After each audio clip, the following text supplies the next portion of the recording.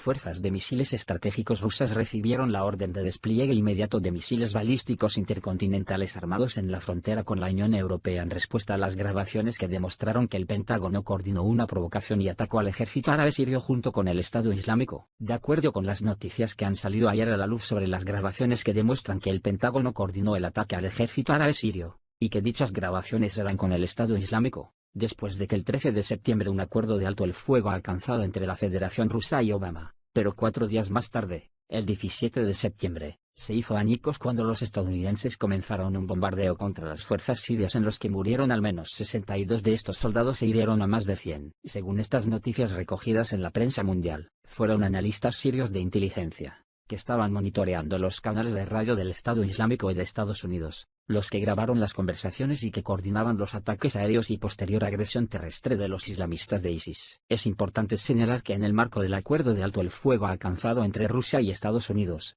estos soldados eran los encargados de inspeccionar el convoy 31 con ayuda humanitaria de las Naciones Unidas por si los camiones que transportan suministros humanitarios a la sitiada ciudad de Alepo intentaban camuflar armas o municiones para introducirlas en la zona de guerra. El 19 de septiembre, este convoy de ayuda de la ONU entró en Alepo sin poder localizar a las tropas sirias, ya que la zona estaba bajo el control total de los islamistas y poco después, sin embargo, este convoy de ayuda fue a su vez atacados por lo que muchos creen que fue un misil Hellfire disparado desde un avión no tripulado estadounidense y que el Ministerio de Defensa ruso informó que ocurrió casi exactamente en el mismo tiempo que militantes comenzaron una ofensiva a gran escala en Alepo. En cuanto a por qué el régimen de Obama destruiría el acuerdo de alto el fuego sirio al que acababan de llegar con la Federación Rusa, según militares rusos se debe a que los militares de Estados Unidos se niegan a aplicar la directiva del alto el fuego alcanzado entre Estados Unidos y Rusia para trabajar conjuntamente, y tal vez, más sucintamente explicado por expertos de Estados Unidos que escribieron esta semana, los rusos tenían un poderoso incentivo para asegurarse de que el alto el fuego se llevaría a cabo,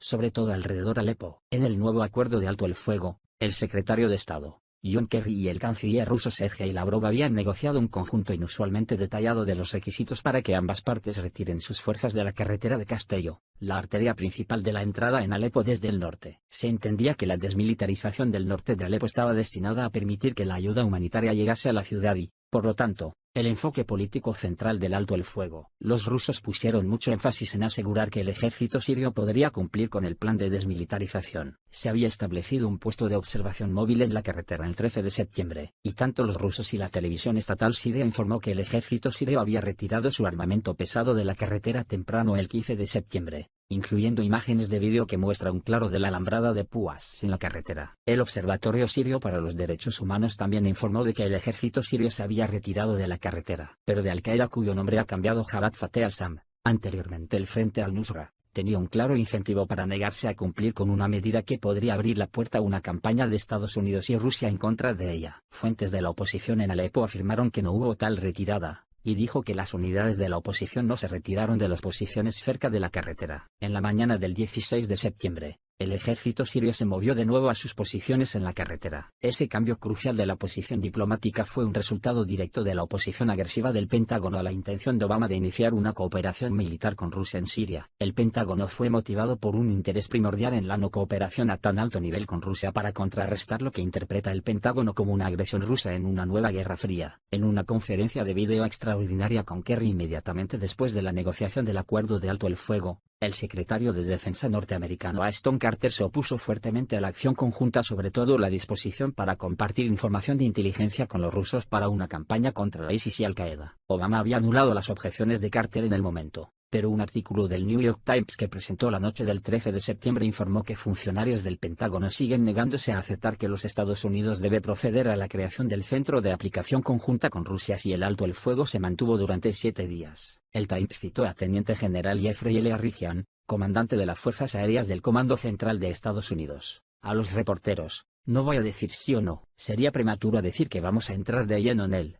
añadió. La decisión del presidente Obama de insistir en que los Estados Unidos no participarían en el centro conjunto con Rusia hasta los convoyes humanitarios habían sido admitidos en Alepo y en otras partes, primero fue aparentemente destinado a calmar al Pentágono, pero no eliminó la posibilidad de una cooperación con Rusia. Los analistas del Ministerio de Defensa ruso señalan que a partir de la evaluación del Pentágono, el establecimiento de armas militares y de defensa de Estados Unidos han determinado que pueden ganar más dinero, diciendo que Rusia es una amenaza, y que si cooperaban con Rusia en la derrota de los terroristas islámicos sería bien visto por los ciudadanos americanos, pero se topan con la oposición frontal de los contratistas de defensa estadounidenses que recientemente afirmaron que la amenaza de Rusia es muy grande para su negocio. Por lo tanto, de hecho, se da la versión de que uno de los principales líderes islámicos en Siria, comandante de la unidad de Al-Qaeda, Abu Alef, recientemente se jactó en la prensa alemana de lo mucho que el Pentágono estaba ayudando a estas facciones, pero también detallaron lo rentable que esta guerra era para ellos. Recibimos 500 millones de libras sirias, alrededor de 2,3 millones de dólares, de Arabia Saudita, para capturar la escuela de infantería de Al-Muslimiyya. También hemos recibido 1,5 millones de dinares kuwaitíes, unos 500.000 dólares,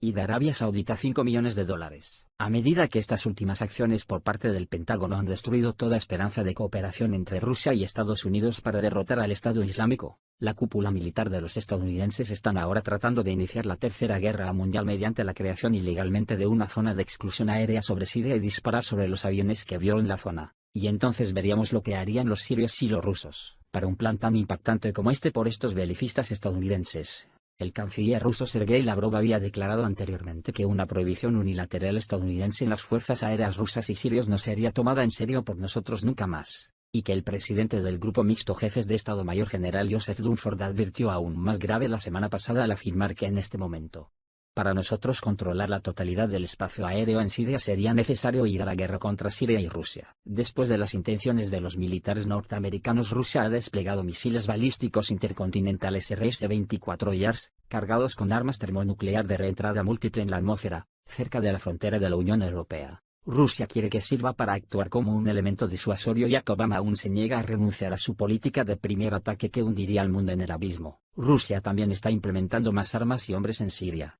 Las fuerzas rusas han enviado durante la pasada semana unidades de artillería y morteros muy sofisticadas a la Ghouta Oriental, señalaron fuentes sirias. Estas fuerzas operan detrás de las líneas del frente y tienen la capacidad de moverse por toda la Ghouta Oriental con sus piezas de artillería y gran cantidad de munición. Uno de los sistemas desplegados es el BM-27 Huracán, un lanzador de cohetes múltiple montado en camiones, que cuenta con 16 tubos y dispara cohetes de 220 milímetros a una distancia de hasta 35 kilómetros. Cabe señalar también el cañón autopropulsado de 152 mm montado sobre la estructura del tanque T-72. Este cañón tiene un alcance de hasta 70 kilómetros. Todo ello parece indicar que los sirios y los rusos planean una pronta ofensiva en este frente donde el ejército sirio ha estado avanzando la pasada semana, en un momento en el que la mayoría de los ojos están puestos en Alepo. Pero para terminar no se puede pasar por alto los antecedentes de esta guerra de Siria, y cuáles son las verdaderas intenciones de Occidente desde el principio. El 12 de diciembre de 2003, el presidente estadounidense George Bush firmaba una declaración de guerra contra Siria, el acta de responsabilidad en Siria, luego de una serie de intentos de iniciar las hostilidades.